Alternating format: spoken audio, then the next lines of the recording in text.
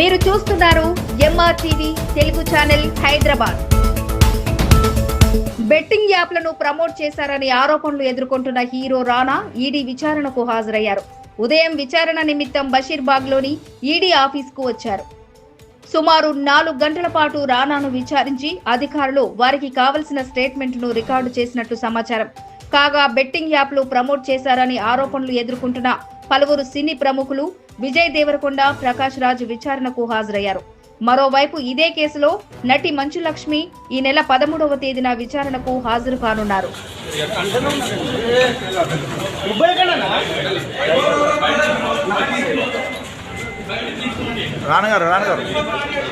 రానగారు ఒక 1 మినిట్ మనం మాట్లాడే రానగారు అంటే ఒక మెసేజ్ లాగా మీరు రానగారు ఒక మెసేజ్ ఏమి ఇవ్వలేరా? బెట్టింగ్ వేస్తాం ఒక మాట ఒక 1 మినిట్ మాట్లాడండి. అడ్రస్ చేయండి.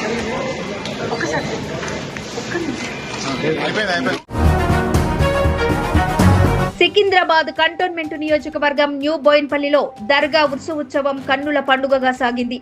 న్యూ బోయిన్పల్లి కడక్పురాలోని సయ్యద్ అథేర్ ఆధ్వర్యంలో హజ్రత్ సయ్యద్ మిస్కిన్ షా ఖాద్రీ దర్గాలో నిర్వహించిన వేడుకలకు cantonment MLA Sri Ganesh, cantonment board మాజీ ఉపాధ్యక్షులు జంపన ప్రతాప్ ముఖ్య అతిథులుగా హాజరై చాదరు సమర్పించి ప్రత్యేక ప్రార్థనలు నిర్వహించారు.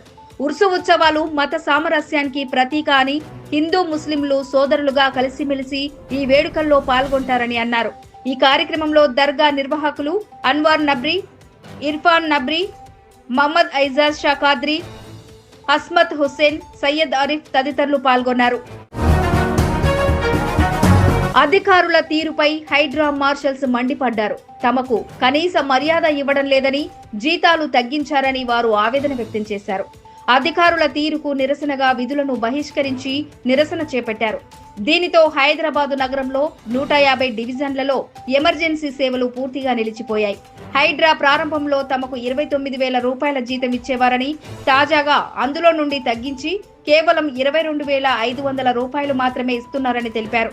కొత్త జీవో జారీ చేశారని తెలిపిన వారు ఇంత తక్కువ జీతంతో ఎలా పనిచేస్తామని అధికారులను ప్రశ్నించారు. మరోవైపు పని గంటలు సైతం పెంచారని, గతంలో 8 గంటలు మాత్రమే పని ఉండేదని, తాజాగా 12 గంటలు పని చేయమని చెప్తున్నారని వివరించారు.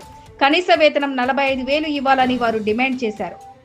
फाइनली क्या बोल रहा है कि आपको जो जियो का हिसाब से आप लोगों को पेमेंट मिलेगा, तो ये पेमेंट से हम सहमत नहीं है. सर ने बोल रहा है कि ये जो जियो के हिसाब से आपको पेमेंट आएगी, जो आपका सैलरी बन रही है एक्स्ट्रा अमाउंट वो हम GHM से डालने लगाएंगे बोल रहे हैं. ये हमारे पास में कोई प्रूफ नहीं है उस चीज़ का, इसलिए हम लोगों ने सभी को इन्फो करके, ऐसा नहीं कि इन्फो नहीं किए डायरेक्ट यहाँ पे आके धरना कर रहे हैं, वैसा कुछ भी नहीं है. धरना भी नहीं हमारा, हमें हमारा ये हक चाहिए. आप देना चाहते हैं तो रखो हमें, अदरवाइज ये हमारा रिजिग्नेशन लेटर है, इसके ऊपर साइन करके दे दो बोल रहे हैं हमने. కాంగ్రెస్ ప్రభుత్వం చేపట్టిన అభివృద్ధి సంక్షేమ పథకాలకు ఇతర పార్టీలకు చెందిన నేతలు, కార్యకర్తలు ఆకర్షితులవుతున్నారని కంటోన్మెంట్ ఎమ్మెల్యే శ్రీ గణేష్ స్పష్టం చేశారు. రసూల్పుర 2వ వార్డు బీఆర్ఎస్ మైనారిటీ విభాగం అధ్యక్షులు గౌస్ తో పాటు ఆయన అనుచరులు ఎమ్మెల్యే నమ్మకంలో కాంగ్రెస్ పార్టీలో చేరారు. పార్టీ కండువా కప్పి వారిని పార్టీలోకి ఆహ్వానించారు. ఎమ్మెల్యే సీఎం రేవంత్ రెడ్డిపై నమ్మకం, ప్రభుత్వం పనితీరు, కాంగ్రెస్ అమలు చేస్తున్న పథకాలు నచ్చి పార్టీలో చేరినట్లు తెలిపారు.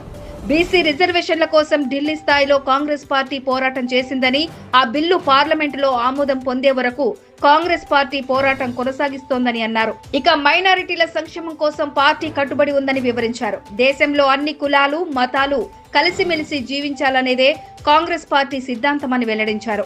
రాహుల్ గాంధీని ప్రధానమంత్రి చేసే వరకు కష్టపడి పనిచేయాలని పిలుపునిచ్చారు. ఈ కార్యక్రమంలో కాంగ్రెస్ పార్టీ నాయకులు Rafiq, Nagesh, Ganesh, temple committee member Mallesh, Nagesh Yadav తదితరులు పాల్గొన్నారు. మానసిక, శారీరక ఆరోగ్యానికి నడక, వ్యాయామం ఎంతగానో ఉపయోగపడుతోందని బోయిన్పల్లి డివిజన్ కార్పొరేటర్ ముద్దం నరసింహ యాదవ్ స్పష్టం చేశారు. ఉదయం స్థానిక వాకర్స్ అసోసియేషన్ సభ్యులతో కలిసి వాకింగ్ చేశారు. 69 ఏండ్ల వయసులో 3 కిలోమీటర్స్ వాకింగ్ పోటీలో గోల్డ్ మెడల్ సాధించిన గుర్రం మహేందర్ రెడ్డిని ఆయన సన్మానించారు. ఆరోగ్యంగా జీవించాలంటే ప్రతిరోజు వ్యాయామం తప్పనిసరి అని అన్నారు.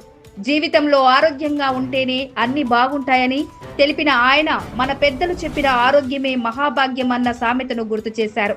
ఈ కార్యక్రమంలో టీఆర్ఎస్ నాయకులు Kari Jangaiah, Pentaiah, walkers Siddiramireddy, Linganna, Srikanth Yadav, Cheekoti Srinivas, Shekhar Kiran Goud, Vijay Kumar, CID inspector Nithareddy, Mahesh Kumar Sastri తదితరులు పాల్గొన్నారు. కంటోన్మెంట్ నియోజకవర్గం 2వ వార్డులో విద్యుత్ శాఖ అధికారులు స్థానిక బోర్డు మాజీ వైస్ ప్రెసిడెంట్ సదాకేశవరెడ్డి, ఆయన టీం సభ్యుడు జబ్బార్తో కలిసి పరిశీలించారు.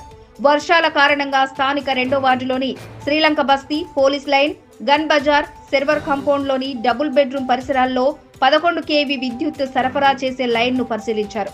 వర్షాకాలంలో కరెంటు స్తంభాలపై చెట్టు విరిగి పడిపోవడంతో విద్యుత్ సరఫరాకు తీవ్ర అంతరాయం ఏర్పడినట్లు అధికారులు గుర్తించారు. మరోవైపు 11 kV పై లోడ్ పెరిగిపోవడంతో వోల్టేజ్ సమస్య తలెత్తుతోందని అన్నారు. దీనితో గతంలో ఏర్పాటు చేసిన కరెంటు వైర్లను తొలగించి కొత్త వైర్లను ఏర్పాటు చేస్తామని అధికారులు తెలిపారు.